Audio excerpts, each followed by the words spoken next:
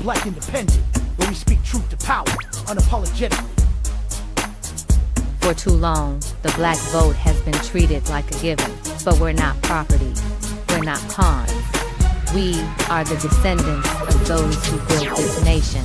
And now, we're demanding tangibles, not tokenism, because the era of blind loyalty is over. This is the Black Independent. Let's get to work. Good evening, Jeannette. Good evening, Mona. Let's get to work. Let us get to work. Welcome, YouTube and Facebook. Welcome to We Are Black Independent. I'm Mona. And you guys, I am Jeannette. And tonight we have a show. The state of Florida. If y'all aren't paying attention, I can tell you, me and Mona, we are. So the state of Florida sent a United States Senator, the Attorney General, and the County Commissioner to a Holocaust Museum to demand that a venue cancel a concert it already approved. And I'm going to walk you through who actually called that meeting and who pays for him. And then I'm going to take the man they put at the podium to do their asking or their talking, and we're going to listen to what he actually said, because his own words just tells you everything. Then later, we've got Jay-Z, the Jay-Z situation, if you want to call it that. He put his album in, get this, y'all, Target, in the middle of our boycott. And we need to have a conversation about who represents us and who gets to cash the checks, right? Mm-hmm. And I've got the so-called comedian in the octagon who decided the president's house was the place to insult none other than our Michelle Obama. And the man who runs the whole operation and did nothing about it. So,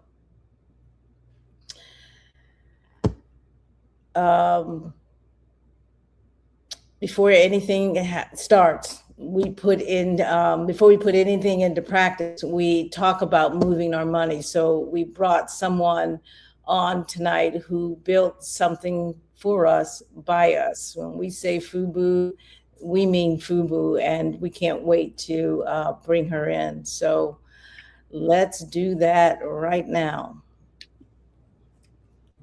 So let me just go ahead and that's you. Yeah, so that's kind of moving a little bit fast. Welcome, Ashley. Hey, how you doing? Hi, Ashley. Hey, thank y'all for having me. Thank you. So joining We Are Black Independent, your first time. Oh, yes. Thank y'all. Thank you. Yeah, she's a newbie. So Ashley Canay, I hope I'm saying that right. Yes, Canay.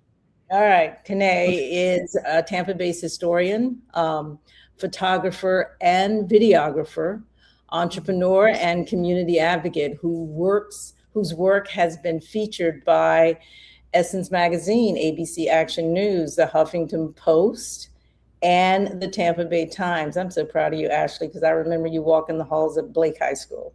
So Ashley is the creator of a new community platform designed to connect consumers with Black-owned businesses, particularly in the beauty, supply, hair care industries, other areas as well. But she's doing that while also helping residents become more informed and engaged voters. And this is something I felt you guys absolutely needed to pay attention tonight. So tonight we'll discuss economic empowerment, consumer choice, and whether Black communities can build stronger economic networks by intentionally supporting Black-owned businesses. This has never been more important and more possible than I think it is today. So, Ashley, before we get into the app itself, can you talk about the problem you're trying to actually solve. As an entrepreneur, I figure people don't go into business unless they're trying to solve a problem. What are you trying to solve?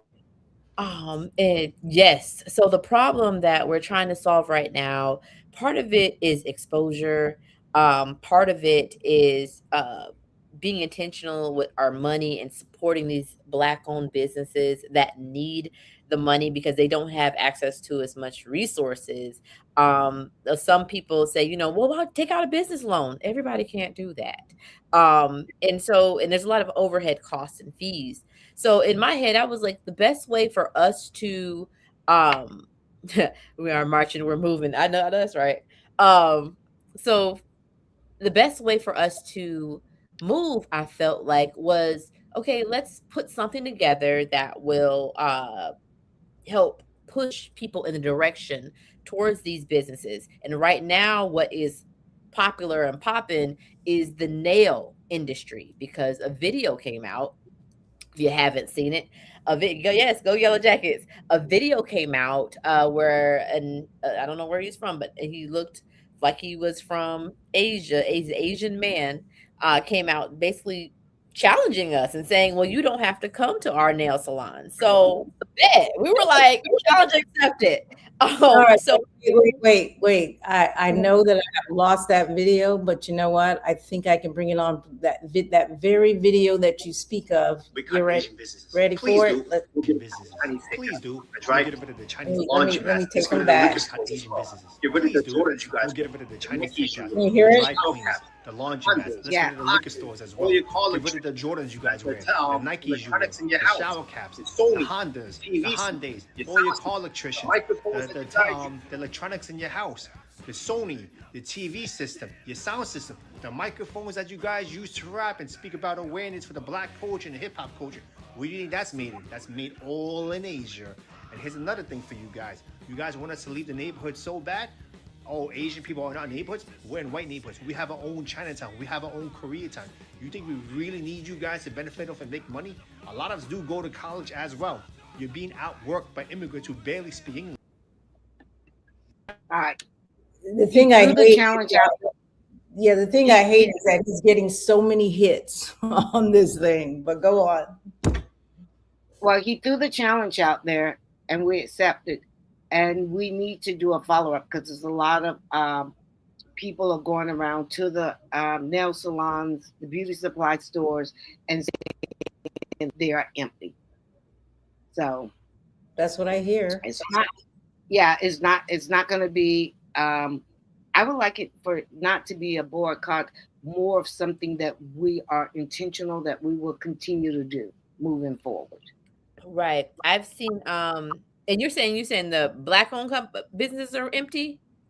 No, Oh, their business.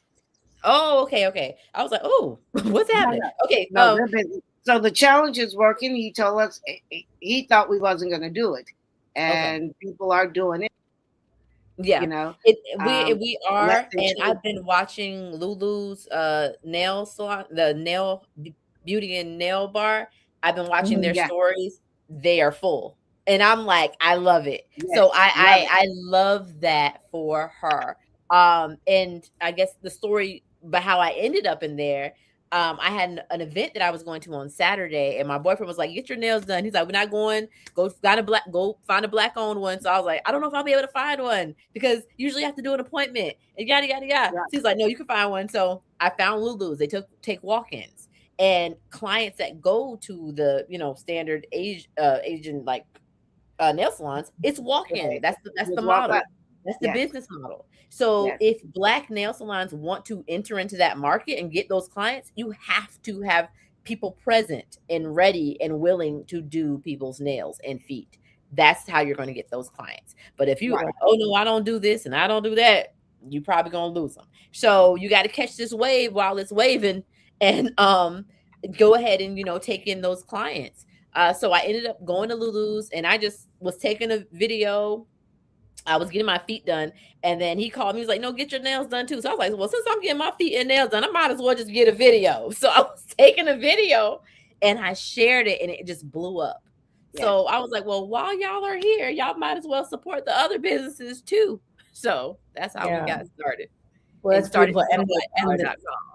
And the video was beautiful. The shop was beautiful. So I'm not surprised that blew up. Even I saw it, and I never get my nails done, but it's like, I need to go get my nails done. In fact, I need to go find me a bun for the top of my head. And I don't know where I can get the hair yet, but definitely. There's hair supply stores on there as well. So, and I hope they grow and grow to the warehouse size ones that we see all over. Like, y'all need to grow because we have little pockets. If we support how we supposed to support, those hair stores should be huge. They really should be. But the key is we've got to support them so that they can expand and grow. Right. So Ashley, would you say that what you're doing is focusing on boycotting or creating alternatives? Yeah, I feel like I saw a video and it was a great explanation. We're not boycotting, we're transferring wealth. We're taking our money and putting it over here. Oh my God. I love that. It has nothing to do with you. We need to be supporting our. I gotta write that down. Yeah, we're not boycotting. We're transferring wealth because we have money. Like that's what people don't realize. Like we have money. Yeah, we do. Yeah. They realize that. They realize that. That's why they come into our communities. That's why all they do is strike, and it probably wouldn't have even been a problem if they would have showed a little bit of respect. That's all they had to do. And invest it back in the community. Thank you. I think, after the killing of that 14-year-old Cyrus Belton and the disrespect of the child, it was probably just the last straw. So, yes, we know we have money and we're investing in ourselves and in our community. That's how I like to look at it. Mm-hmm. Yeah. Yep. I think we're taking care of us. Most certainly. So let's talk a little bit about the actual app. Explain it and how does it actually work? So the way it works is people can visit the page, they can save it onto their phones. All they have to do is go to tampablackdollar.com, and then there's a share button in the top right hand corner, like a square with an arrow. Say it again for us elders. Jeanette, can you put it in our chat? tampablackdollar.com. Tampa, TAMPA BLACK DOLLAR.com. tampablackdollar.com. And what so I was thinking, actually, but go ahead. Put in the chat. No, I got it. Okay. We've already put it there. So when you go there, you can when you go to the first homepage, you can click the share button in the top right hand corner, and you should, if you don't see, you can click view more and then save to my home screen, and that way it can turn into an app that actually shows up on your home screen. So like an example here. Okay. So that when I go on there, I want to be able to, and then you'll press enter. And then you'll be able to scroll and see. So on the homepage, and we'll get to that in a little bit, it talks about the election. I want people to be able to see the candidates. But the two beauty and food and drinks are open right now. Later, I'll have health and retail. So people can find Black doctors and people that have Black apparel stores and things like that. I think that's something we care about too. But if you go into beauty, and you can scroll up and see the different categories. Barbershop, braids, all that stuff is listed at the top. So you can narrow it down if you want one specific thing. So like say I wanted to see beauty supply. These are the Black owned beauty supply stores here in Tampa. And this is only Hillsborough County. I was intentional with that because I want to share information about the election. This is not just about Black owned businesses. It's also about spreading awareness about the election. So, right. But can I get specific to my area? So if I live in 33613, can I find beauty supply? Can I limit it to the beauty supply in my area? Or if I am voting out of this particular, can I just find the candidates that I am eligible to vote for, depending on, I'm just curious. No. So great question. So the way it works is there are ways for me to set up filters on my end, and I could probably get it to do that. The other idea I had was creating a map. You can create a map with Google Maps with pinpoints, so people can see the pinpoints of areas, and you can create different layers for different uh, types of businesses. That's going to be like phase 2.5 or something. Right now, I'm just trying to get these businesses on there and their information, but there will be a time where, if I get all the zip codes, or if I get, all of the people's cities, zip codes, addresses, and they're entering their addresses now, right? And I've also been collecting them on Google. That's how I've been basically, trying to keep things organized. But eventually, I would like to have people be able to do it that way too. So Ashley, you just started this app, and I'm going to say, Jeannette sent it to me. I just don't remember how Jeannette sent it to me, but I know it was easy. Can you hear me? Yeah, sorry. You just broke up a little. I know it was very easy to operate because I am technically challenged, but I was able, and I was very impressed. And I read, I was able to read the comments. I went into everything. It was very simple for someone like me, right? It was just very easy to operate. And I said, oh, this is really, really nice. It reminded me of a digital Blight Pages, right? Mm-hmm.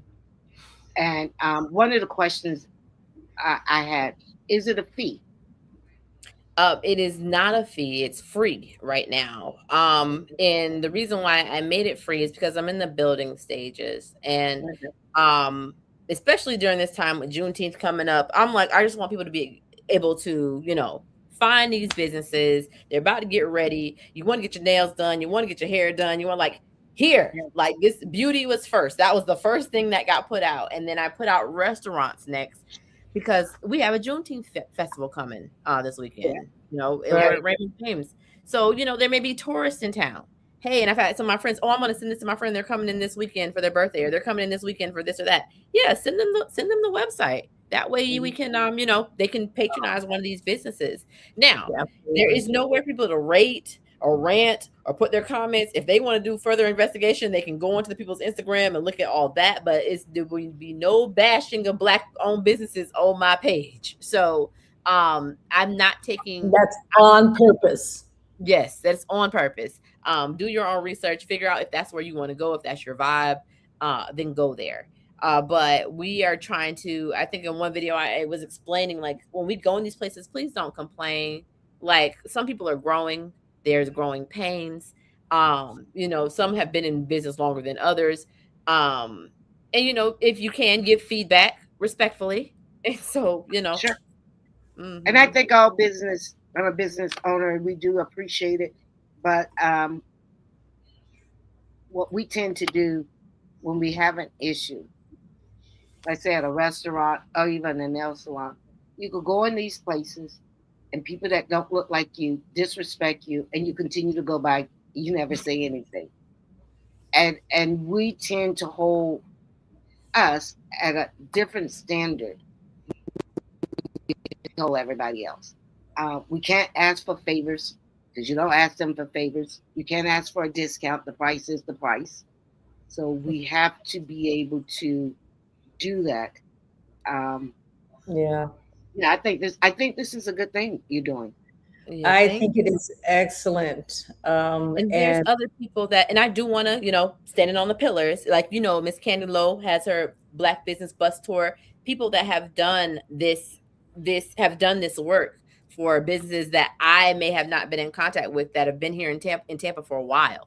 So, and like you said, Miss, the lady that had the Black Pages, this is not something new, I guess. There's indie noir market, like, and I think I said earlier, but I can say on here, Green Book Tampa Bay had a list of like over 1,000 businesses, and indie noir market took over that list, and they just had a market on Sunday at 1920 next to 7th and Grove, next to Madam Fortune, and it was awesome. All these Black-owned shops, people selling, bracelets, whatever they like. It was at least maybe about 20 vendors in there. It was great. People could walk in and patronize these businesses. So she is more on the programming side, and her name is Camille Adrian. So she has a festival. I think towards August she does the festival. The Indie Noir is the name. Indie Noir Market is the name of the organization. So, but she has the directory on her page now, and I've spoken to her. I was like, go through those. Go through. Unfortunately, it's over 1,000. So you got to go through and see who's still open and who's not. Right. Because that can frustrate people that are using that directory if they're every time they click on somebody, and it made me sad. It makes me sad when I see businesses that aren't in operation anymore because funding. Well, we lost a lot of business, particularly Black-owned business and white business too after the pandemic. It was just hard to restructure. So we probably should start seeing that growth coming back now. Yeah, now is the time. In fact, I was saying to myself, it's like, well, dang, I should have had a nail business. Why don't I have a nail business right now? Because those should be booming, especially as we are looking for and finding those alternatives. The key, though, for those businesses, you got to keep your customers. Keep the customers, because I think there's going to be an effort to go after your customers now that they know that true competition has entered. That's going to be you. Well, they're going to start giving away stuff in there. Yeah. Well, most of these nail salons that was owned by the others, people, I don't know how loyal they was. It was just that it was convenient because you were just able to walk in. Well, that's part of it. Most Black-owned business, like I go to Perfect 10, and I think Perfect 10 opened in 1985, and they're still on the there. List too. Yeah. And I was going to say, I got to call Kim and say, oh, you need to get on this list. So they're on the list? Yes, ma'am. They're on the list. I have for the nail salons, the beauty professionals, I put a tag on there whether they take appointments only or walk-ins. Hers, I have appointment only. Does she take walk-ins? Well, she's going to start taking walk-ins because that is the way to go. She's going to just hire 2 new people or whatever. But she have a clientele that is regular, so she probably won't be taking walk-ins. But she's certainly, because you want the business, so she will be able to find. This way, she'll be able to have the people to support a new technique. Right. Well, tell her you can give her my number, or give her my page or whatever, or email. When she accepts walk-ins, let me know because I submit it for her. Or if she wants to resubmit herself. I can remove the I have her to reach out. Yes, I have her to reach out. For Kim, but for others who are interested because they're hearing about it for the first time, right now, explain to them exactly what they need to do now so that they can be a part of the app. Right. What do they need to do? If you go TampaBlackDollar.com and you go to enter, and let's say you are a beauty professional, then you'll go to the beauty page and you'll see that green button, add record. It's supposed to say add my business, but I think I changed something. But anyway, I'll change it back. But it's supposed to say submit my business. And you're going to put in your business name, logo, address, all this information, and you'll press add at the bottom. So on my end, what I get, it comes to me. I will look at the page, make sure that I see black hands and black people actually behind the business. And then I press add. And then they're just added on the directory. I try to do that within 24, 48 hours. Yes. Yeah, you did. You did say that on there to give you 48 hours. So you are verifying, because I could see these devils. They're already doing infiltrating that they're black, because we see it going on right now in some of these super largest beauty supply stores. Now, explain to us one more time, because I like the fact that it's an app and we can put it on the phone that we could just press it. Tell us how to do that again. Okay, so if I go to, since I already have it on my phone. My sister is on the page, so Lynette, be listening out, because I'll go to TampaBlackDollar.com, right? I'll click on it on my, like, the internet, and I'll see the URL up top. The URL is the TampaBlackDollar.com. That's what a URL is. So next to the URL is a square with a up arrow. I'll click on that. Oh, my nails are nice now. Okay. Lulu's. So I'll click on it, and then I'll scroll down. Whoops. I'll click on it, and then I will scroll to view more right here. And then I'll scroll down and click on add to home That's what I screen. can see. Okay. Okay. And then click add. And then it'll have the little favicon picture. Now, if you are already, what happens if you already click enter and then you try to do the ad from here, this page, what it's going to look like, it's not going to look as cute. It's not going to do the pretty favicon. It's just going to be a T. But it's just going to be a T. But if you do it from the home screen, the landing page, it'll have the pretty little picture. So I say do it from the enter page. All right. So the different categories right now is just beauty. What else do you have? Beauty, restaurant. So food and dining. So food and dining, food and drinks. Because people may have lemonade stands. People may have, bars or something. So I thought those were two important things. And then I want to add health and retail.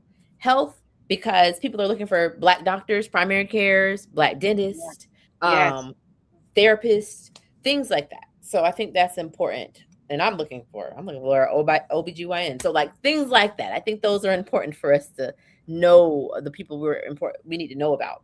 Okay, I would suggest How about adding real estate?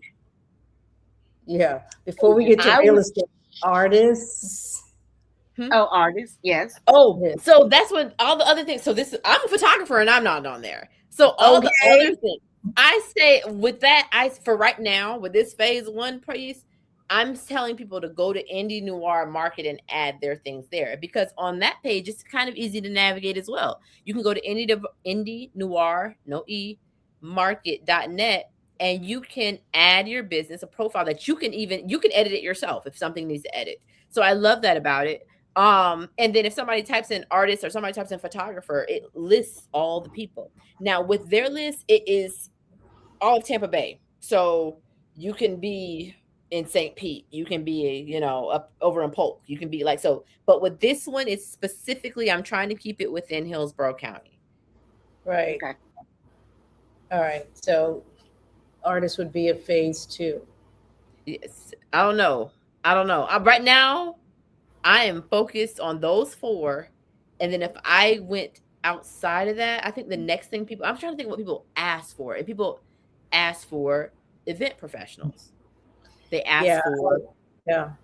I think you are right now in just going where the demand is. And since beauty supply and nail salons seem to has an open market, it is appropriate to focus in on that.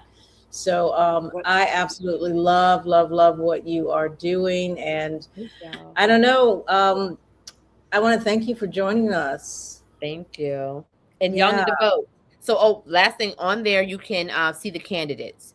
I thought, the way my mind was running, since people were looking at the page, there is another button on there that says elections matter, and you can click a button that says learn more, and then you can see the different races that are going on, and you can see the candidates. And can you see anything about the candidates other than their party affiliation, if that's you can see their website. Okay, you can go to the website. I thought it was a little bio of them. I'm not doing all that. You go to when you click on learn more, and so it has a map at the top of each section. So this is for like the Tampa mayoral election. These are all the candidates. Yeah, and I wasn't even aware it was that many. Yeah, there's a million of them. And then if you scroll over, you can see the other races that are taking place. So like this one. And so you can look at the map and see where you are, and then scroll down and see who is running in that district. Very nice. Not as intuitive as you being able to click on your district and then you just see that. You have to scroll down. But I'm not there. I'm not a coder. If I was into coding, I could probably figure that out. But this is where we are right now. So this is where we are. And for you coders out there that says, wow, I like Ashley's idea and want to partner Come with her, partner with me. she's right here in the Tampa Bay area. So guys, economic power is one of the most discussed and debated topics in Black America. It is growing as we become more aware or more woke, as I like to say. So whether we're talking about businesses, politics, or public policy, the question often comes back to the same thing. Who is controlling the resources? That's the question. And right now, we need to figure out how to provide those alternatives within the community. So thank you so much, Ashley. Thank y'all for having me. I really appreciate it. Love what y'all are doing. Keep this platform going. Like I was saying earlier, y'all have to document what is going on because people like to change things up and they forget. do. So you Well, have to talk Ashley, about things. You could do us a favor. You could like and subscribe and share our page and I ask think your it's friends, ask your friends to like and subscribe. Yes, most certainly. Please like Do and it. subscribe. If you are not already liked and subscribed, I already shared it on my Instagram, so there might be some people watching from my Instagram. We love it. We love it. Perfect. No. Thank you. Good Thank night. y'all. Good night. I always love her energy. Yes, I remember when I first saw her was at City Council. I wasn't there, but on TV doing the Black history of our early entry here into the Tampa Bay, and I was like, I think I look forward to that every Thursday because I'm like, didn't know that. We assume a lot of it, but she goes into detail. She really does. I'm amazed because, as I mentioned, I met her when she was at Blake High School many moons ago, 2007, 2008, somewhere around there, and was impressed with her then. I'm just totally impressed with how she has gone off to school, come back home to community, and jumped in with both feet. And if has anything to do with history of Tampa, especially Black Tampa, Ashley has her tentacles in there somewhere, and it's between her and Ursula and Fred Hearns. We're taken care of. Our history is being preserved. I love it. Absolutely. Absolutely. I love it. So that takes us right into the next segment, and we're still talking dollars and resources, folks. Where are we? So yeah, that's okay. You want to do a commercial? We can do a commercial, and if you don't mind, because I have to pull everything in because I got thrown out. No, I found it. So get it up, and I'm going to take us into the next one. So I'm ready. I'm ready. Oh, go ahead. Ready? Yep. Right. You go ahead and get us into the next one, and then commercial. So our next one is the cancellation, and who called the meeting, and who pays for it. So Jeanette, I think about 2 weeks ago, on a Saturday, I just happened to be home. I got up early and I saw on Facebook, and we already talked about it on the show, where Commissioner Chris Bowes had a post saying he wanted to cancel Kanye West's concert. And I was like, what is the freaking something is this, And then I do a little research, and the call came from Senator Rick Scott. And I was like, let me see what's going on here, right? So I just kept doing the investigation, and they kept doing it, and blah, blah, blah. So let me set the table with the facts. So let me just say this. Let me just say this before you do. Y'all, they, and I'm going to put that in quotation marks, you know who I'm talking about, they are hiding their devious actions in plain sight. If you pay attention, or if you look at shows like ours, we're going to tell you what they're doing because you won't even notice it's happening to you until it's too late. And I think they're playing in our face in this instance as well. So I'm ready for that commercial. So whenever you're ready, go ahead and finish. But whenever you're ready, we're ready.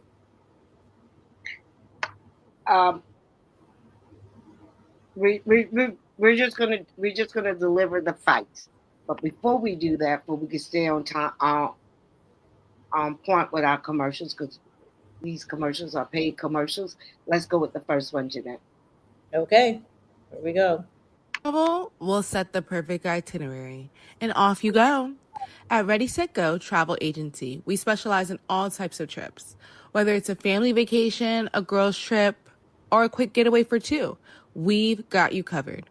We take the stress out of planning and offer packages for all budgets so you can focus on what really matters, making memories. Let us plan your next adventure. Ready, Set, Go Travel Agency. So tell me, where in the world to next? Contact Lynette Judge at 813-644-2145 or ljudge1976@gmail.com to start planning today.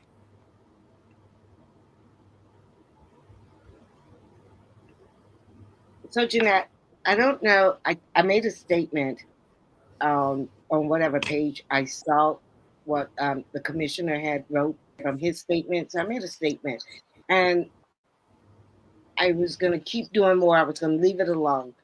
But Monday morning, I wake up about 10 o'clock. Our state senator had a press conference at the Holocaust Museum in St. Pete, and a group gathered with him to demand that Raymond James Stadium cancel the upcoming concert, Kanye's concert. I don't know if it was Raymond James or if it's the Sports Authority that he's asking. I think it's the Sports Authority. Mm-hmm. So it was Senator Rick Scott, Attorney General Ashley Moody, and a DOJ civil rights attorney named Leo Terrell. And we're going to have to get into him. Okay. It was the local Jewish leaders and our very own, of course, County Commission, Chris Bowes, standing right there with them. Now, here's the first thing they don't want you to sit with. The Tampa Sports Authority have already approved this concert. And I'm like, if it was a problem, why are they still fighting now? Because I'm sure they vet everything that's coming through. It's a process, right?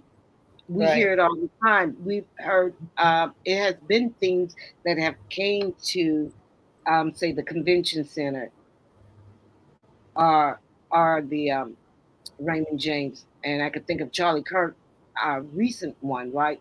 But even when like David Rich or the Nationals or even the KKK, they say they have every right to come under free speech, right? Certain amendments. Right. And so I'm like, if they've already sold these tickets, I mean, he sold out very quickly, I understand, and he had to have 2 days, 1 day. So he cleared the process. Whatever that process was, he cleared it. They put the tickets out. They sold out. So Raymond James is a public venue. Mm-hmm. And we have to assume that the booking was lawfully and it was done, right? Completely done. Here's the second thing. How would Ashley Moody, she's an attorney. She's a state, she was state attorney general. She knows it. If it was to cancel this concert, it looked like to me that he would get his team of lawyers to sue the heck out of these people. Right. And, but here's the second thing, and this is coming from the Sports Authority itself, not from me. Did some research. They said they condemn anti-Semitic, but they respect the constitutional free speech right, even when they disagree with it. And listen to this part, because the senator kept saying, I know Chris Bowes kept saying they didn't want taxpayers' money being used to stage these concerts, such hateful speech, right? Yeah. But they Yeah. had no problem when it's Charlie Kirk, when it's the white nationalists, when it's even James Fishburne, um, or whoever has came. But I find out no taxpayer money is being used. So the whole premise is don't make taxpayer subsidize hate. It is a lie. So you have to ask. So I'm asking, it is something bigger here. I Who think it is. what it is something bigger. I don't know. It is So, it is not what they're saying it is. all right. So then what's left, Mona? If it's not taxpayer money, um, what is this really about? And it's not even about, in my opinion, what he said, because whatever he said, I understand he apologized for it. They moved on. They might have broken their ties with them. It is about who gave the order. And that's, I'm going to always go that route, that Okay. his handlers. And that's where I want to be precise. Because I'm not going to sit here and tell you that everybody on that podium is bought. But that was the first thing I said, that this just this doesn't make sense. That Mm, okay. let me look into his finance, and I looked into the senator's finance first. The man who called this press conference, the man who gathered all of them, is Senator Rick Scott, right? He Right. picked the room, he picked the museum, he made the call, and Rick Scott, according to the FEC, base striking has taken more than $210,000 of pro-Israel life, right? Wow. So, Yes. yeah, and let me Two put that hundred in scale, right? $10,000. Got it. APEC Heights is now the single largest, and we now know that is an issue with our elections and with our politicians, right? We know Mhm. it is the largest pipe Yeah. that's contributing in American politics. We're talking about $28 million to congressional campaigns this cycle already alone, and more than 55 million the cycle before. That is the dominant um, money in these races. Wow. We see how API destroyed Thomas Macy, right? We, Absolutely. we saw that. We talked about that. So when the senator they funded picked up the phone and said to everybody to show up at the Holocaust Museum on Monday, they just showed up. And then I have to ask myself, why did they show up? Particularly Charlie Chris. Um, I'm not sure what Chris Bowl angle is because he's local and I don't know how that really worked. I haven't really looked into his. So he brought in the others, whether they fully part of it or just the props for the camera. I don't care, but we're focusing on him. His handlers told him to take care of it, and he's taking care of it. But I don't think the concert is going to be canceled. I don't think the concert's going to be canceled either. I really truly believe that this is all performance and theatrics. They know the concert isn't going to be canceled. They know that this is a big moneymaker for Tampa Bay, for the state of Florida, and they don't want to mess this up. But politics is playing big here. And as long as they can be seen by APAC, Mhm. Israel, the base as attacking a black man, um, that gives them a lot of bona fides within that community. So I'm looking at this to say, you are absolutely right. They're not canceling these concerts. It's on Friday. and Friday week from Friday, and then on that following Sunday. Tickets are sold. Folks are excited about being there. I'm not a Kanye or Ye or whatever Yeezy fan, but I do understand fairness, and Sure. they know that there is one reason they are doing this, and it is all performance. Um, so let me say what I think. This is a man doing a job he was paid to do, basically. Um, Hmm. Rick Scott, he didn't wake up Tuesday morning with a broken heart about hate. Rick Scott, we should know Rick Scott by now. He has been around the Florida political scene for quite a long time. Forever, yes. So, bottom line is he's a businessman, and he pretty much understands a transaction, and that's all it is, folks. He understands it. The pro-Israel lobby has invested in him, and I don't have the numbers in front of me, but you can go to APAC Tracker and you will see exactly how much the investment is. And then investment always, always expects a return. So the return is a senator who's going to pick up the phone, he's going to book the Holocaust Museum, and he's going to put his full weight of his office behind shutting down the black man. That's the performance. That's what we're seeing. And I want our people to really notice the machine. This is a machine that runs, it's a well oiled machine, right? A senator, a state attorney general, a federal rights, a federal civil rights lawyer, a county commissioner, all of that government power, all of it aimed at a concert, y'all, a concert that could have been stopped a long time ago, but wasn't. It's today, it's right now, a concert that a public authority already approved, a concert that by the venue's own admission isn't costing you, the taxpayer, one dime. So you'll never see that much state power move that fast for any black issues. And you by now understand that. We do.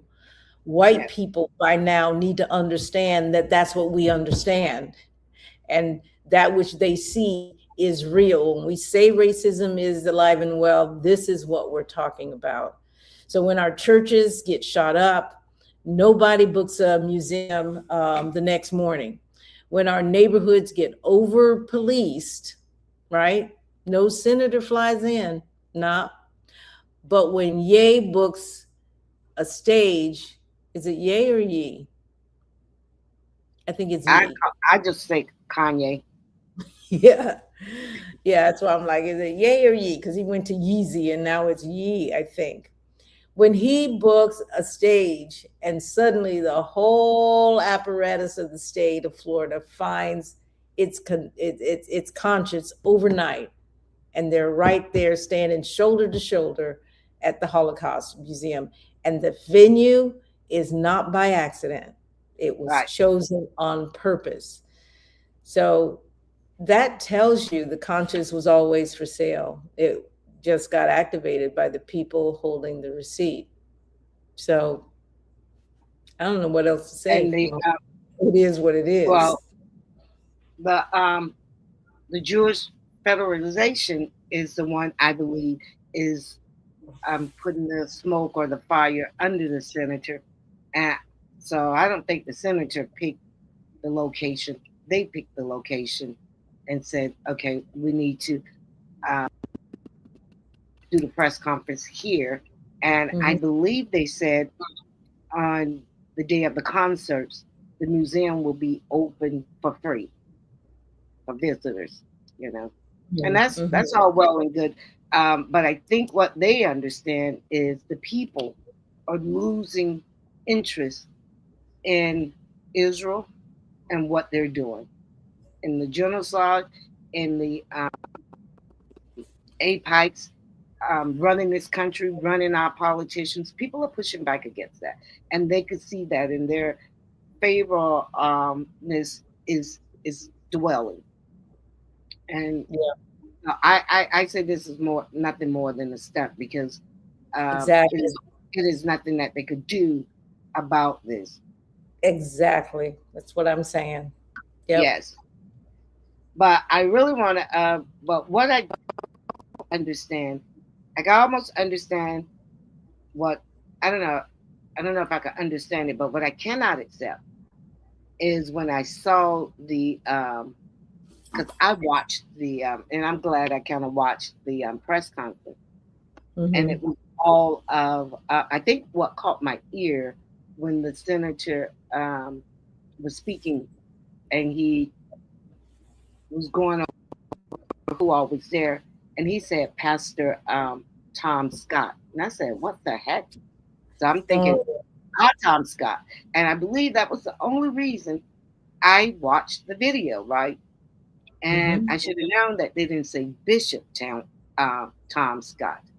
But I'm glad I Right. watched it, and I believe it was um, my intuition that made me, or the Holy Spirit, because I learned about a guy named Leo Terrell. Now, his speech was the only one I had an issue with. It wasn't the only one, but it was the main one, simply because he was black. But he said some things we need to play by his words for words, right? Mm-hmm. So, Jeanette, that So let's go to commercial and then let's talk about Mr. Terrell. we're gonna take another commercial, okay? Yeah, surprisingly enough, right? Color is Good, we get them saying up front. something, whether you realize it or not. Chroma Elite Paint understands that. They're a Tampa based, women owned brand bringing together interior design and personal style, from your walls to your nails, because it's all connected. If you're ready to elevate your space and your look, tap in with Chroma Elite Color Specialists. Visit chromaelitepaint.com or call 813-841-9462. I am so thankful for our commercials that we have. Before I talk about Mr. Terrell, I want to just acknowledge real fast a few of our viewers because we want you to know we appreciate that you guys are spending the time with us. So that So, one you just put up here, I want to respond because I was gonna pull it up. so he said, I feel as though if they know if Yee's performance was canceled, he will be pitching a fit. Everybody As knows he how should, you.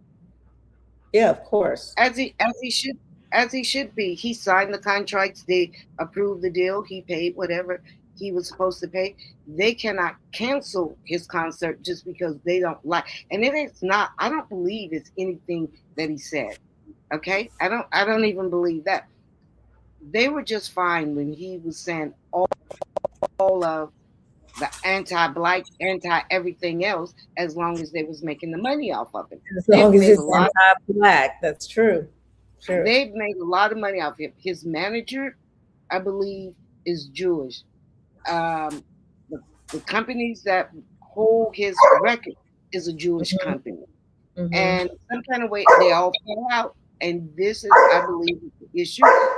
He is no longer supporting Yeah. Israel. He said he doesn't Right. believe in genocide anymore. Uh-huh. Same thing with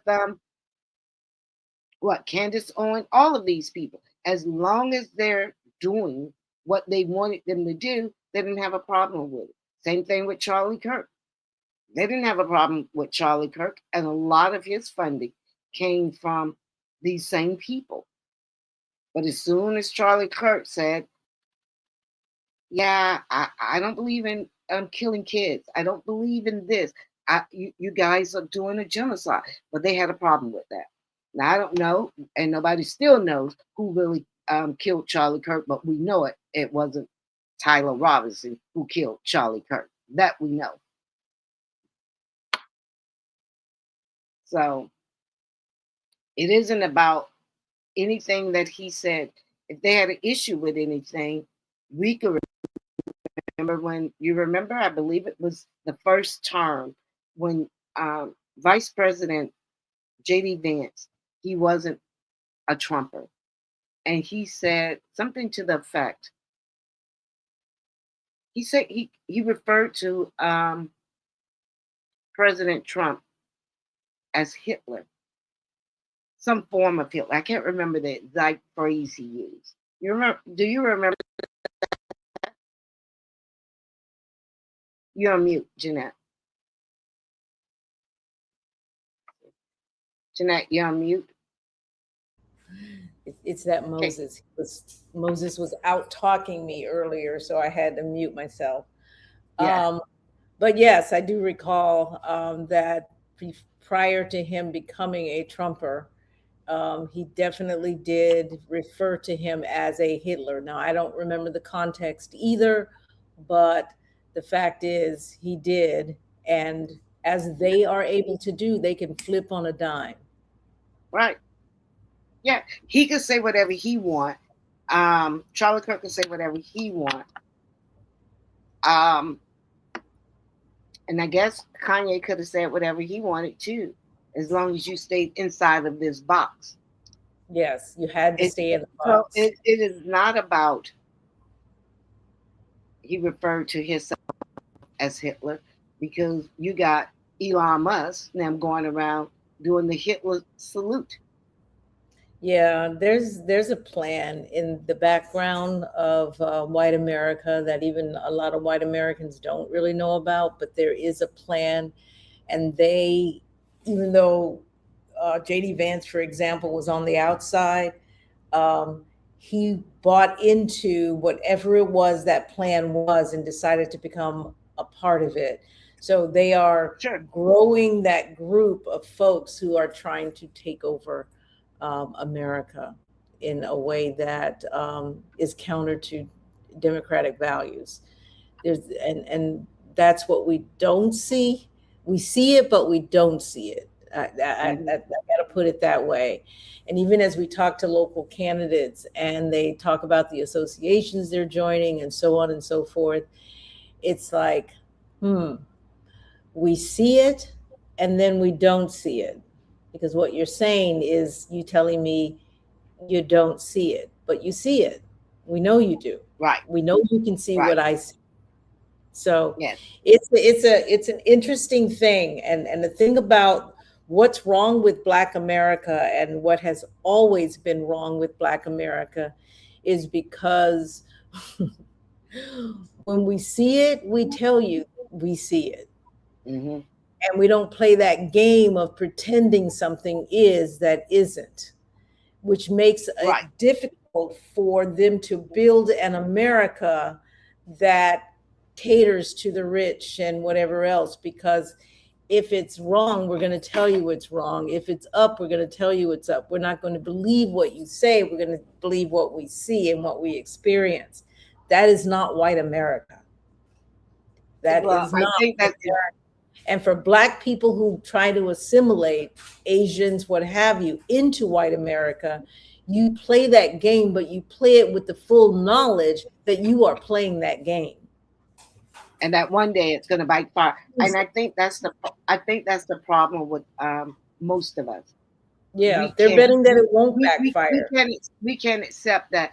Even sometimes if I'm listening to any shorts Candace on, even though she see the backlash that she's getting and she understands it, and now she was at one point trying to get back into the community.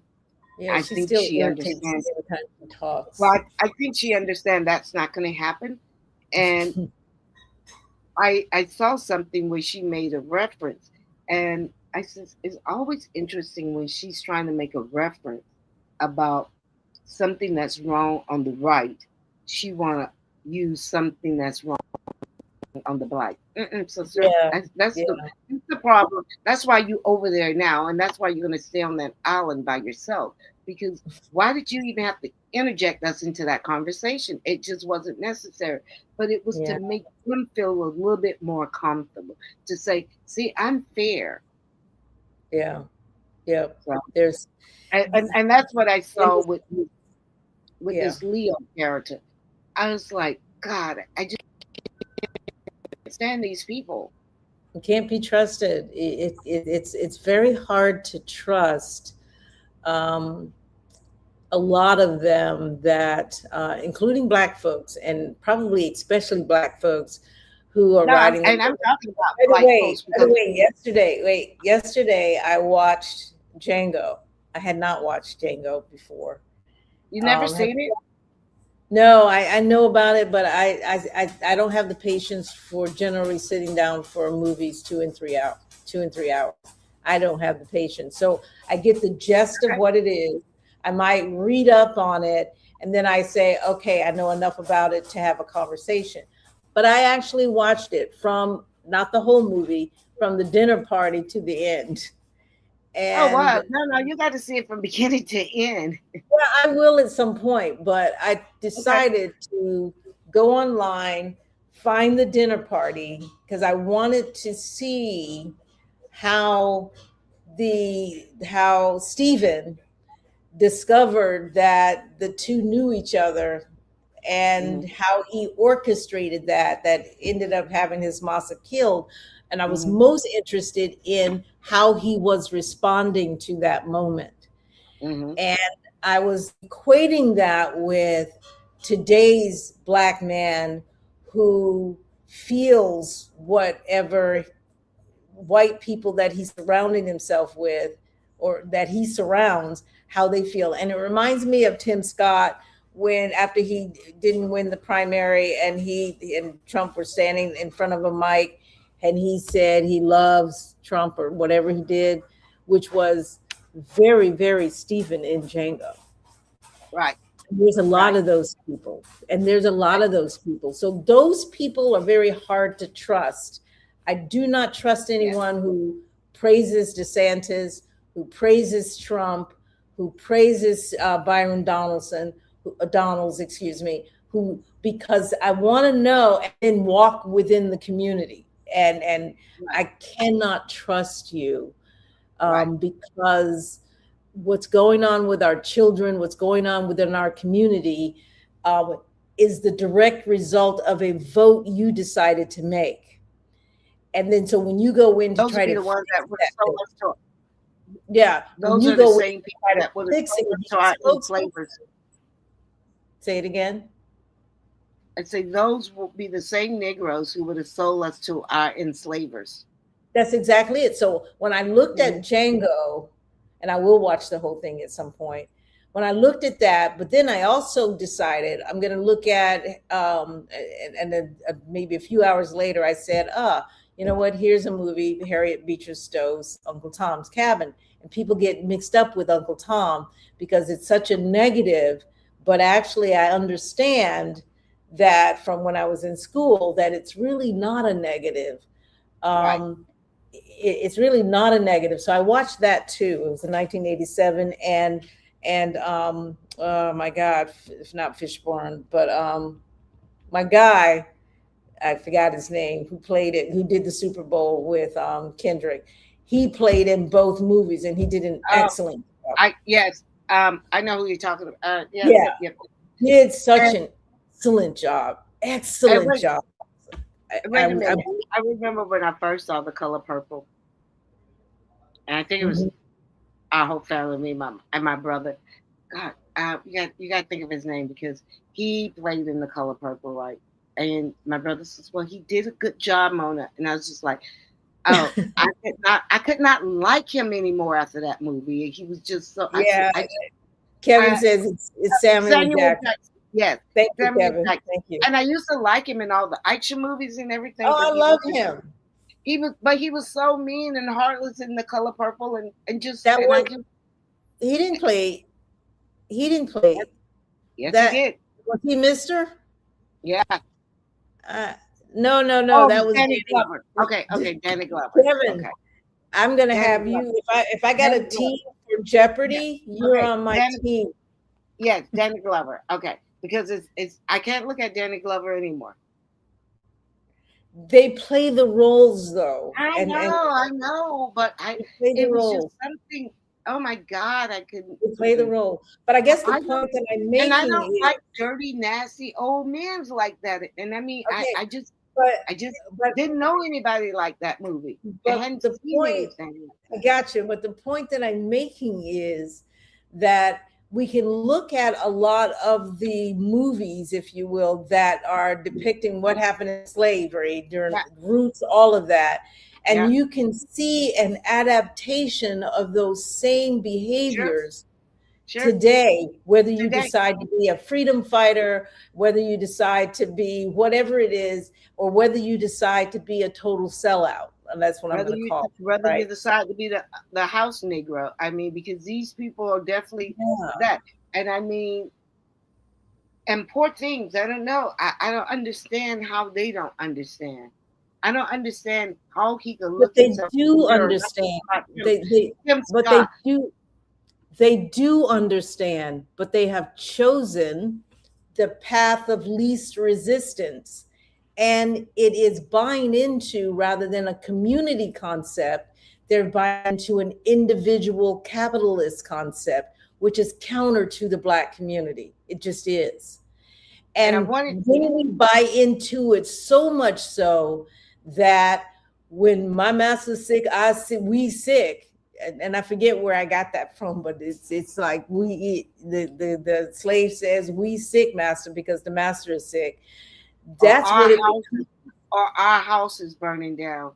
Right. Or Exactly. like, you know, I So don't know. what makes Black Americans a failure in the United States is that we as a group refuse to lose ourselves in whiteness. And while I used to think, wow, that's really bad, we refuse to lose ourselves in whiteness, which made us un-American or seemingly un-American, which opens the door for some stupid wrestler to go and make some derogatory comment about our first lady, our lady. But let me get back to where we were, because, and I said all that to say, we got to talk about Leo Terrell, right? Terrell. The state put one Black man at the podium, and I want everybody to understand who he is by title. He is senior counsel to the Assistant Attorney General for Civil Rights, and he is the chair of the Department of Justice Task Force to combat anti-Semitism. Not anti-Blackness, anti-Semitism. How did one become more important than the other? And then why would he be over that? Yeah, there's some psychology to all of that. I'm sure of it. There's psychology to that. Mm-hmm. So I think Monday he did it. And I want to go in there and cut his piece, and then I guess maybe we should post it on our Facebook page. Yeah, I think that might be really a good idea. So a federal task force, and I'm going to walk through what Terrell said, because he told on himself, y'all. And again, I talked about those movies for a reason. Mm-hmm. He stood up and explained how he got there. And he said, I am paraphrasing on his own account, that last Friday morning around 10:30, he was in his office, and Senator Scott called him up and asked him to just show up. Yes. And his answer was, no, I'm sorry, I had to do that. Yes. But his answer was, okay, let me do it again. Yes. And he said he went to his bosses, Stanley Woodward and Todd Blanche, got that, Todd Blanche, and told them the situation, and they said yes too. So it's crazy. So he gets the senator's call, and where's his office? Is his office in Washington? Not sure where his office is, but he made his little ass down to the But office. he just said yes, and we, the taxpayers, while they're around here worrying about taxpayer supporting a concert, we Yeah. around here flying these MFs in off of our money for BS. It's performative. It is made for TV. Yeah. It is performative, folks. It is made for TV. In fact, let's go a little further. It is made for reality TV. And they just lucked up and got this star, this black star, right? Man, Trump had his remote control and he was loving it. He was absolutely loving it. So the senator calls and the answer is just yes. Yep. And then he says it again at the end, even stronger. He says to Scott and Moody, quote, "I'll never say no to you." He says it twice, y'all. "I'll never say no to you." Now, doesn't that sound like Tim Scott? And who are they? But if you would have seen his face, Jeanette, because I had to watch it twice, and I'm like, dude, you sound. I know, but like you admire them or something. Who are these people? Okay, but doesn't it sound like Tim Scott? Yes, yes. And doesn't it sound like Django? Stephen in Django? It sounds just like Stephen did in Django. I didn't even put that together like that. But yes, I was like, oh my God. I said, I got to sit down and watch this because I saw a little snippet. And then I was like, I got to sit down and watch that because this feels familiar, the way that he's acting. And I was like, well, Tim Scott, but that sounds like something that was in Django. And my mom had watched Django. She's like, you didn't see Django? No, Miss Patterson, I don't watch everything. I just read up enough on it and I'm done. We went to the movies to see it because back then I used to go to the movies all the time. So yeah, I might have to rewatch it. So he calls the president the greatest president ever at fighting anti-Semitism. And he announces he's going on a 15-city national tour about people using public facilities. And he talks about something he calls a Jewish tax, the cost of synagogue security, and says that must stop. Girl, I'm like, Stephen. I want you to hold very much because when he said that, I'm taking notes. And I said, security. Yeah. Every black church I know has a security guard because at any day, some white person is coming in, shooting up our churches, bombing our churches. What in the hell are you talking about here, dude? Hello. They're making something out of nothing, and it's anti-Semitic. Because it's all about the performance. It's about the reality TV of the moment. And they happen to stumble into a big, well-known star that's going to attract attention and eyes and eyeballs. So it appeals to the Israel folks. It appeals to AIPAC. It appeals to his base, their base. That's all it is. Yeah. So I'm gonna hold it right there because I'm gonna bring you back to it, to that security thing. So one more fact: at the end of his speech, Terrell reaches for history. I'm sorry, I just have to do that. He invokes the civil rights workers murdered in Mississippi in 1964. Now, and got it all wrong. So he's trying to show how Jewish Americans bled for Black freedom. All right. So if you're going to do that, if you're going to do that, get it straight, because that's true. It did happen. it's sacred, but he's got the names wrong, right? He said Vanur, and I just think that he didn't really hear it or understand it. He must have heard it and didn't get what they were actually saying, because it's not an American name. So he said Vanur and Goodman, the three men murdered in Mississippi, and most of you guys already know this. I know that in 1964, it was James Chaney. It was who was a black man, and Andrew Goodman and Michael Schwerner.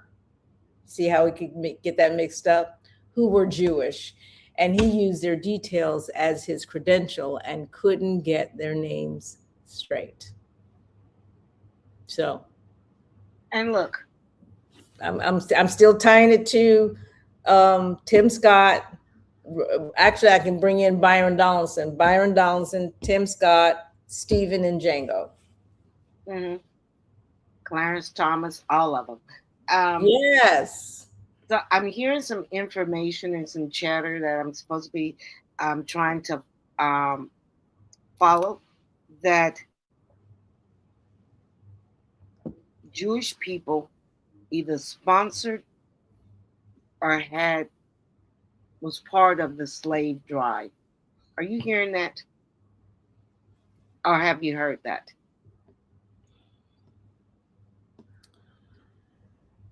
I have not heard that. Yes, I'm sure of it on the Arabs and other things, but in terms of the Jewish population, yeah, I heard that a couple of weeks, and I was supposed to really do some research on it. Let's do some research on that, because I can't answer and that. I did save the video that I was looking at, so I got to go back and do it.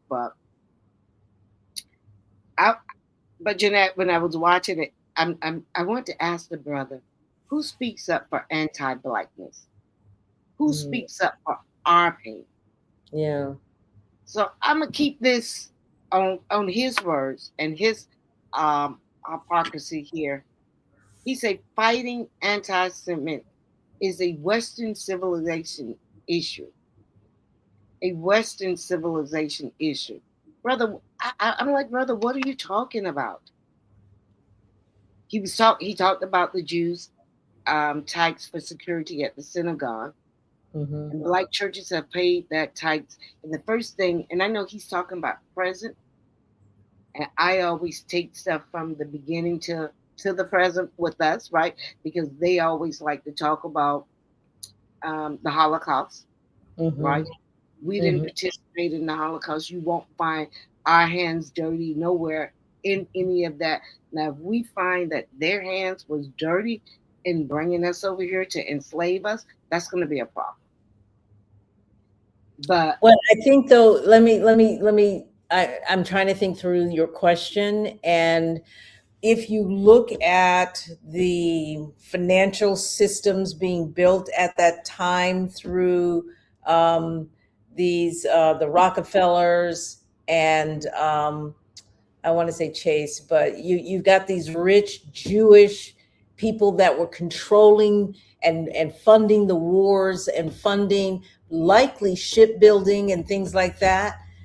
That's where you see the hands of the Jewish wealthy profiting off of. That's going to be my guess. So I'm going to say the Jewish have really been amazing at the development of countries for a very, very long time.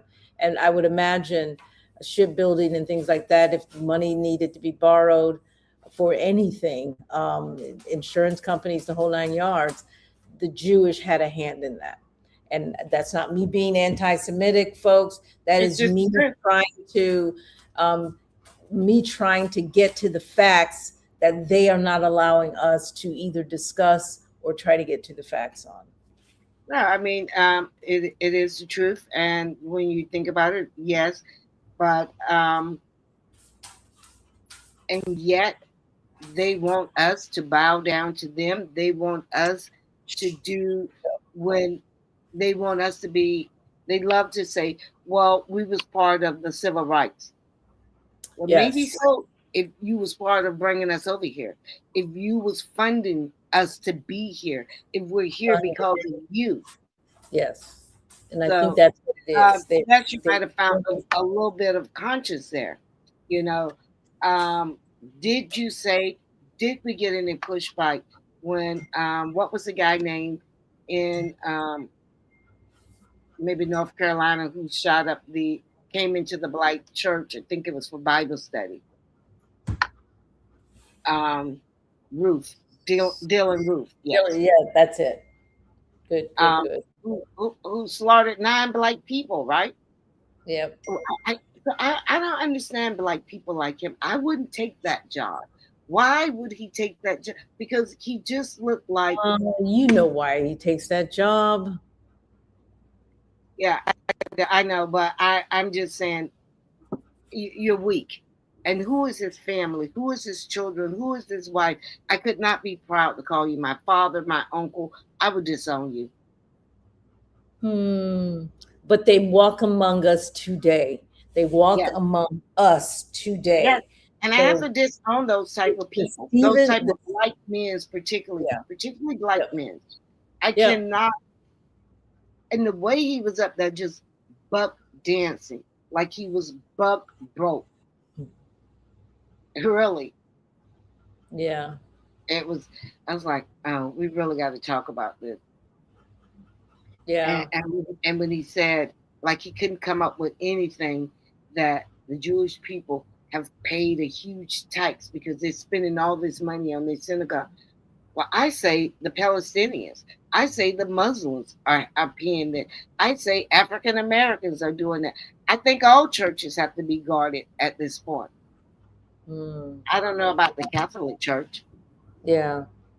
He's not doing anything that's new. That's the thing. And that's what I need for Black people to understand. You need to be able to recognize the Stevens of Django of the world. They are there. They are walking among you, and they are feeding you information that will not help your cause. And they are there on purpose to do just that. You know, there's one person that walks among us, and I was like, you're the most contradictory person I've ever seen. And that's that. That's all I can say. Is the contradiction is so palpable. It's amazing. But I recognize those people, and I tend to steer clear. And then the last thing I'll say, when he, because it was Democrats, well, when Charlie Crist was there, but Charlie Crist was once a Republican, so I don't know. So I don't know. I don't know if I thought the brother was a Democrat or a Republican. I don't know. But when he said Donald Trump, he stood up there and said Donald Trump is I think he said is the greatest president, the greatest president. What he said, yeah. That's what he ever said. Fighting. I know. Anti-Semitic and all of the stuff that this man had said. And the Jewish people have a way of allowing some people to say some things and it's okay. Some people could say some things, even if they apologize, they say they haven't apologized enough. They need to apologize. I can remember a judge locally here. He had a case in front of him, and the guy was asking to be released early. And he said he don't think he felt remorsefully enough. And I said, well, how do one be? Should he get on his hands and knees and beg you? How can you tell when enough is enough? And that's when it comes to us, it almost as if they want to really not even belittle you, but actually break butt you. Because if I say I'm sorry, I'm sorry. And if that's not enough, it's just ain't enough. But Donald Trump, who don't respect, we will at least respect if they tell us this is something offensive. We'll probably respect that. Donald Trump don't give a F about whatever. Yeah, Kevin says, my boy said, Dr. King would be supporting Trump today. See, that's what I'm telling you. That's what. Yeah. So Stephen would have said in Django would have said the same thing. And everyone you can sort of track to this very moment to Terrell would have said the same thing because it is how they grift. And I'm using that word. I hate to use the word because I think we get into these words and all of a sudden grift becomes a real word in the dictionary. But it's how we grift and we get in what I call the short line that takes us as close to the money and the power as possible. When we are amongst the Black folks, we got to get in line because we're not smart enough or athletic enough to be top dog. So we move over into the Republican Party because, and we say what they want to say. Dr. King would be supporting Trump today because, and they hear that and it's like, come on, get to the front of the line. Right. And we're going to pay you. And that's true even on the internet. If I was going to grift, I would go over to the Republican side and I would They don't need you no more though. They ain't paying. They're not paying you. They're breaking up with all their influencers and all of this for right now because you people who they've paid as sellouts, they're in there and now they're turning on them. Because I can remember it was a big thing at Turning Point rally or convention they had, and one of the Black influencers, they wouldn't even let him into the meeting. And he was standing up there. Do you remember that? It was all over Facebook. And I was like, I felt bad for the brother. I was like, who are your mothers? Who are they Black moms who allow their children to go that way? Ain't nobody feeling bad for no Black folks that get turned down by. Remember Charlie Kirk's funeral? They didn't invite one of the brothers to the funeral so that he could speak, but he was a big spokesperson. Yeah. But that's the whole game, and that's how it has been. Now they're like, hey, we're done with your Black ass. We put up with you. Exactly. We don't need you anymore. You're a nigga just like the rest of them. Okay? So that is definitely the game. So and that is what we have to say. You got to stay out there, brother. Yeah. So, but that's my pitch on that. Cannot come to the picnic. You cannot come to the picnic. No, you can't even come to. You can't come back home. Period. You shouldn't be able to come to the funeral. You should be not allowed back into this community at all. Yeah, and that's going to be true for all of them. But we have to be very aware. We need to be able to read the room. We need to be able to know who's who, and we need to move forward. And we need to move forward in a very intentional way. The fact that we're moving forward with these finding alternatives to Asian-owned businesses in our neighborhood is tremendous. That's exactly what we need to do. And when those folks get online, and there are Black people online saying that that's stupid, don't do that. You got to know the Stevens of Django when they are talking to you, and you got to shut them down. You You want us to start referring to him as Steven from Django instead of Coons? I never call anybody coon, but yeah. I'll call him a coon in a moment. Yeah, I know you would, but I don't think I've ever called anybody a coon. Just for lack of better, But that is what I'm talking about. We're saying the same thing. But I just see a behavior represented in film, and it's something that we need to recognize that still walks among us, and we let them walk among us. We eat with them. And we need to be, if we're serious about a movement going forward, even in the days of slavery, the slaves who wanted to go free couldn't tell everybody they were going to try to break free. I mean, ask John Brown. He wasn't a slave, but John Brown got of what John Brown was going to do because a slave understood it and went and spilled the beans and got rewarded for it. It is what happens today. So you can't tell everybody everything. So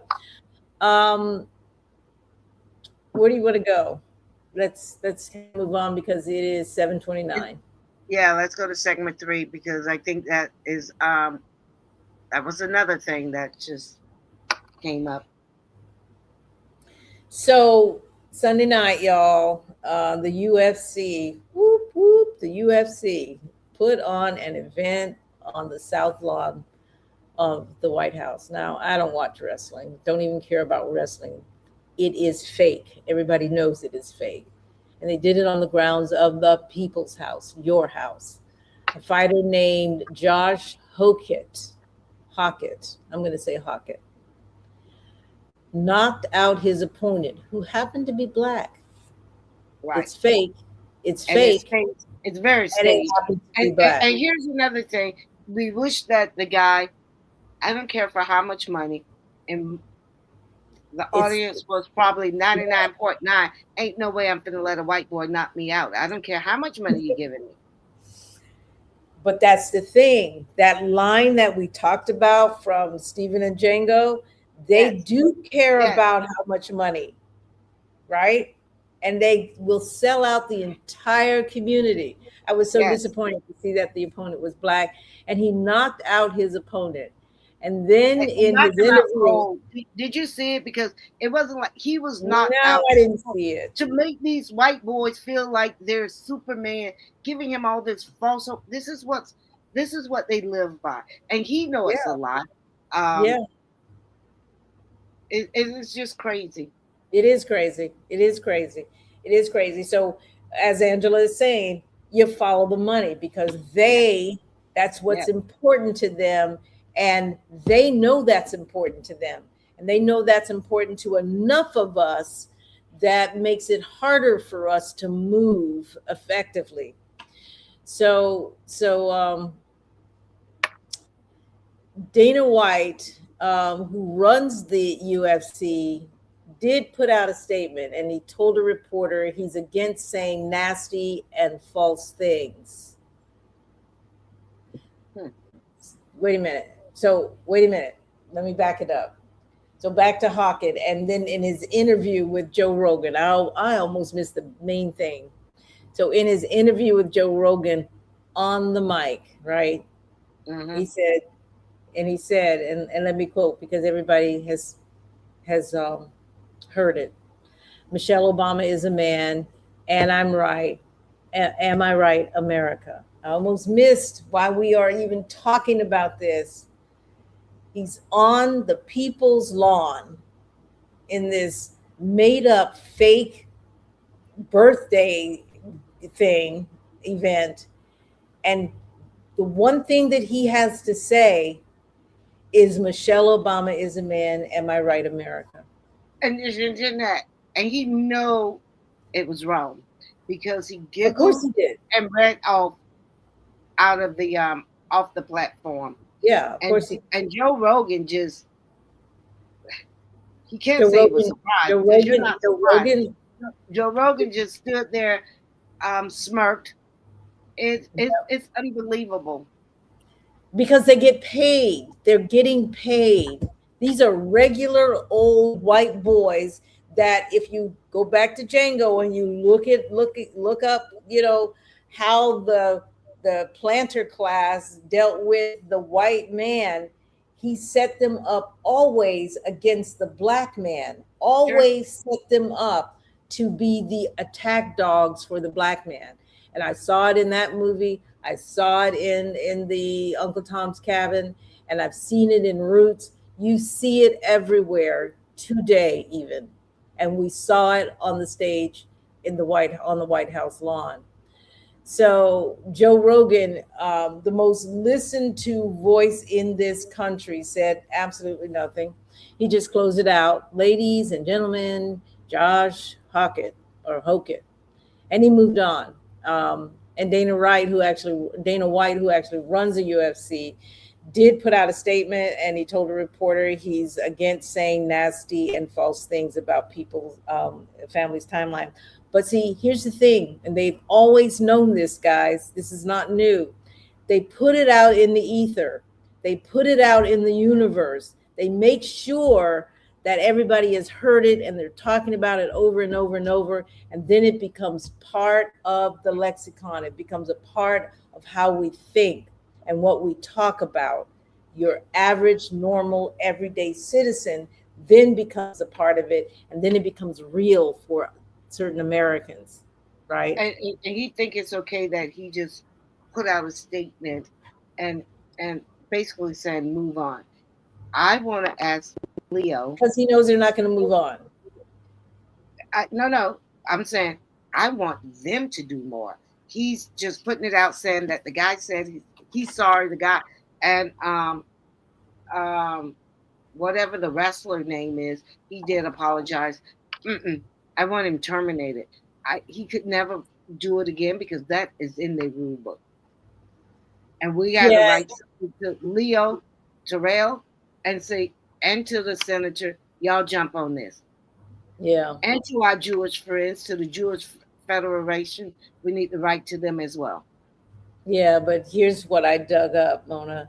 The UFC has a written athlete conduct policy, and it specifically says fighters will not make statements that brings disrepute or ridicule, and that offensive conduct, including insulting language about a person's gender, race, or background, can result in real sanctions, docking the fighter's purse, suspension, even termination of the contract. Dana White has those tools. He uses them on fighters so far less all the time. But the rules in this White House, and Dana White knows that, don't matter. Doesn't matter. But that's why we can't give Dana White a pass, right? A statement well, is Dana not Dana White is saying, "Who gonna check me, boo?" Well, we need to check it, and we need to make sure we got a lot of checking to do. We need to check it, and we need to make sure that our partners on the Jewish side they're checking with us, because he wrote the rule book. I understand it's his rule book. It's in his hand, and he chose. The fighter knew what he can and cannot say. You're talking like America is run by sets of rules. I know. Not. But we got to stop. We got to stop letting these rules be for us, and not for them. We should be writing something not to the president, but to the vice president, to everybody. We need to be outraged. Absolutely. We need to be outraged over that. I think we are, and if you look online, folks, not just mad. I want to be outraged and do something, not just outraged and we're just mad and then it just go away. I hate to feel like we have to defend our beauty, especially if we're the blueprint. We are the blueprint, y'all. Yeah, I don't think we are the blueprint. But I don't think we're defending our beauty more than our integrity, because you small penis little freaking nobody think you could call this woman a man? Yeah. So do we call the first lady and what? I don't know. What are you gonna call? Because I'm trying to think of another word. A whore, a slut, whatever. You couldn't think of another word other than those two words, but you know what? I'm going to give it to you. She is all up in Epstein. She's an escort. She was an escort. She was an escort, but probably more than just escorting. But I would use the word escort, and they are trying to say for you not to see what you evidently see. They're hiding files. They're doing all kinds of things. But we saw that stuff way before all of that came out. Yeah, she evidently is not that person. All the naked pictures. We saw her on. She's a stripper, because we saw her on. We got all kind of pictures. Exactly. So the right is always trying to compare Michelle Obama against Melania, and somebody came up with this beautiful montage of Michelle Obama, and she's lost a lot of weight, and I'm pretty sure I don't know, but I'm pretty sure it's aided, but she looks absolutely beautiful. I want to play the montage. You ready? Yeah. All right, let's do it. Yeah, she don't need approval. She don't need permission. She just is. Clock it. Clock it. Yeah, clock it. Clock it. You can't copy, you can't mock it.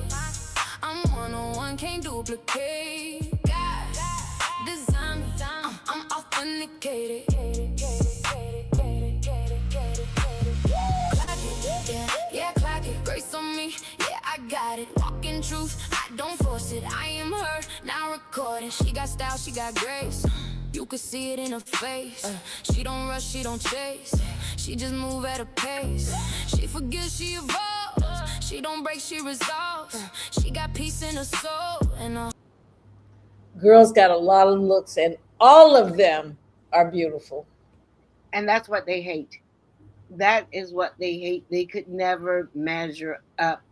These people, the Obamas, live rent free in these racist ass minds of theirs. And Really, you know, I'm really supposed to does. send you a video, Jeanette, because they said when I post a thumbnail today, somebody sent me a video, and I didn't know what the video was, but it was what was the guy name who did the fighting? The boxer. Hokit. What was one his that first name? I just know Hokit or Hokit. Okay, well, whatever. Well, they have a video out on Instagram, I believe, where him and his wife was somewhere fighting that weekend. I don't know if it was at the bar or at the on the White House grounds. Yeah. White people project their illness. They or behave that DBT way. onto Black They want to people. talk about us, and we let them put that narrative on us. White people project their deviancy and illnesses onto Black people. They have always done that. They call us lazy, but when I was looking at those, it was like, oh, the Black people doing all the work. Yeah. What you telling me that? So we've never been lazy here, ever. But that's the narrative that they put on us. And some of us adopted it and said, okay, well, bet, we'll make that happen. But there's a reason that, and I digress, but there's a reason why the very few African Americans that made it to these shores were here for a very specific reason. It was because of our intellect. It was because of the way that we understood farming and irrigation and all of these things that they knew what they were getting. They took us from certain tribes to make sure we were here so that we could build America. It was all intentional. And then the narrative was that we couldn't do anything, because it didn't start out that they wouldn't let us read. They became scared of us reading after Haiti fought for their revolution. Yeah, right. And they had to figure out how to make sure that we stayed stupid for the next 100 years. So, all right, Jeanette, we got about 10 minutes left. We got about 10 minutes left, and let's talk a little bit about Jay-Z. What do you think about Jay-Z? Huh? Well, you know, I want to pull in another video, and this one's Jay-Z, and I know we got 10 minutes, so let's just use it, but let me bring in the Jay-Z video. I guess I love it when I'm not. I don't like it when I'm not like on it. And right now, not going to be on it. So what I think about Jay-Z, I'm disappointed. I'm so disappointed in Jay-Z. And I want to say I'm also disappointed in just, you know, Beyoncé, get your man straight, right? Absolutely. I was saying we need to do a poll, because someone said, well, oh, the Beehives, you can't go after the Beehive. You're not going to be. No, she is married to him. They're married, and she should have been able to say to him, brother, you can't do that. He doesn't. He didn't need to do this. Yeah, he did not. He did not need to do this. This was a bad move because we as a community, the little people, if you will, we need the support of those that we support by buying their stupid records. And I'm saying records, dating me, their music. Yeah. And I don't see that happening. And this isn't just, it's not the first time. That's the thing. Right. It's not We the already first. gave him a little pass after Colin Kaepernick, right? And I think what we probably should have did even more of when the boycott hit, Beyonce should have been asked or made to move or pull all of um, her stuff from Target. Now, I was looking at Roland sometime last week, Mhm. and I like the perspective that he said that we now have to make sure that these organizations and people that we buy, people like Jay-Z, who want to, who have the ear of these companies like Target or the NAACP, whoever their funders are, it is not enough that you just cut checks to um, the NAACP. Yeah. We now have to say, you have to come fight with us. You have to fight against this. You have to fight alongside of us. And So that's, and I so believe we that's that is how we're going to have to move forward. I think so. So let's frame it for people who may not be paying attention because not everybody is really following Jay-Z and his antics, if you will. Um, so Jay-Z just released a 30th anniversary edition of Reasonable Doubt. I don't even know what Reasonable Doubt is, but okay. But I think it was like a song or a title of an Yeah, album. it was. Yeah, so they're going to do a special vinyl, unreleased versions, and exclusive through where Target, Of all Target, places. Target. So through Target, y'all. So in the middle of a boycott that Pastor Jamal Bryant and Black faith and justice leaders called because Target rolled back its DEI commitments. Now, I, over a year ago, as soon as the word came out to boycott Target, stopped going to Target. I do Everybody. not to this day go to Target. I pass Target every single day. I do not go to Target ever. But And I look what also you found don't go to Walmart.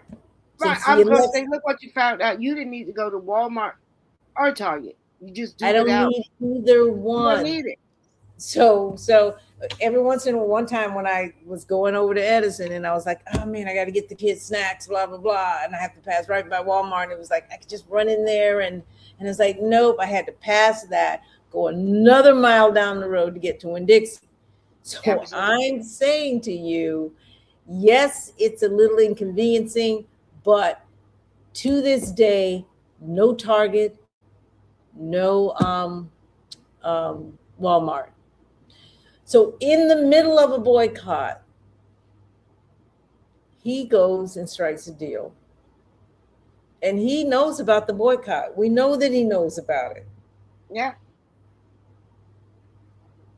Yeah. So let me bring it home to the dollar because this is where we have to look in the mirror too. Jay-Z just released that 30th anniversary edition of Reasonable Doubt, special vinyl, through Target in the middle of the boycott. So everybody knows, he knows about it. Everybody knows about the boycott. And this is the same Jay-Z who back in 2019 cut his deal with the NFL. Y'all remember that? And that's when Colin cut Kaepernick. And a lot of us said that deal broke the pressure. He undercut the very protests that put Kaepernick out of the league. So this, my friends, is a pattern that we're seeing with Jay-Z. So these people, if you think about it, do not represent us. They do not represent the common man. So let's be real clear about that. A man being rich and black and famous does not make him our leader, folks. Jay-Z represents who? Jay-Z. He represents the deal. And we will not take our lead from sellouts. That's what we're seeing here. So, and I think what we got to start doing moving forward is that the people that's in these performance actors, singers, they just cannot, they just need to do their job. They just need to sing. They don't need to be, our politicians got to stop going to get them for one thing. Most of the presidents get them to help push a narrative. We got to say that's not going to work anymore.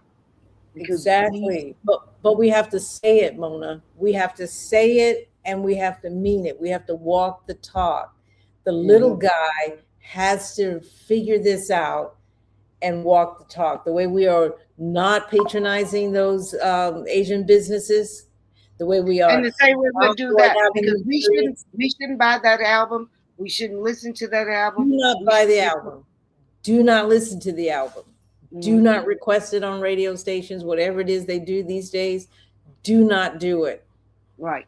You have to boycott yourself. Now, I'm not calling him Stephen and Janko, but there are, I see everything on a continuum, and there is. I'm calling him Stephen and Janko. Yes. Yes, ma'am. But he is selling us out for the dollar, absolutely, and doesn't want to look back. I'm not going to say he's not going to need it, because how much money did Elon Musk just got to? A trillion. A trillion. So no matter how much money one have, I guess they still want more, because I would think between him and Beyoncé, they have enough money, but I guess it's never enough for these people. It's never enough, and I'm not really sure what it's not just that, but it's also the power and the connection, the adjacency to power. That is also very enticing. How much more power could he have? It's a different thing. The political power, we're pretty much locked out of political power, I would say. So I'm going to take this a step further, Mona, before we have to close, because we have to mean it. You got 3 minutes. Mean it. And we if we're serious about pressure, we cannot pick and choose who's too beloved to touch. Beyonce's album, Cowboy Carter, it sold in Target too, if you guys can remember that. Now somebody's going to say, well, her album was there before the boycott. Well, that's fine. But once the boycott started, she should have pulled her music. It is a company. It is a company going to keep. I'm sorry. If a company's going to keep making money off her name, and she is a Black woman who says she aligns with us, then it's her job, it's her duty to make that company answer to what we are fighting for. The reason Black people don't have power is for this very reason that we're looking at. And not just the singers either. Not just the singers, organizations too. The NAACP, their corporate backers, the people who write a check and then go right back to the state, to standing with the companies that are stepping on us. Yeah, those gala dinners, NAACP, you got stuff coming up in October. You don't get to fund the cookout and then stand with the people raiding the kitchen. You cannot buy our loyalty with a donation while you refuse to stand in solidarity with what is actually happening to Black America. We see you. Pull your money where your mouth is. Stop claiming us as being aligned with you, and stop giving them our eyes and our money. So That's all I have on that. I think Jay-Z is pulling a fast one on us, but we can stand together and told him, not today, sis, or bruh, as they say, bruh, not today. I do believe that he needs to get a lot of pushback from this. I haven't gone on X to see, but he most certainly got to be known, because we have to let him know. Then that'll let everybody else know that, yeah, they ain't falling for this shit no more. Yep. That's going to be the key right now. As we said with Ashley earlier, this is a critical moment for Black businesses. It's a critical moment for the Black people. It's a critical moment for the future of our children. And the boycotts that we're talking about, not just maybe boycotting Jay-Z at this point, but we're talking about the Asian businesses as well. But we're also talking about the SEC, ACC, and we're talking about one other thing. We have to get serious, folks. We really have to be serious. And we're not asking you not to shop. We're just saying be strategic, follow the boycotts. Where are you spending your money? Find your alternatives in Black communities, or if it's not in Black communities, find your alternatives in Black friendly companies. So before we go, every episode we want to keep the same receipt out, because November is coming, you guys. But before November, we got August 18th. So we are watching the former Republicans running as Democrats. I need you to pay attention to that. The ones who spent careers building the machine that's coming for us, and want our vote to save them from it. So the standard does not change. You want our vote, you reverse the harm. You defend Black people by name.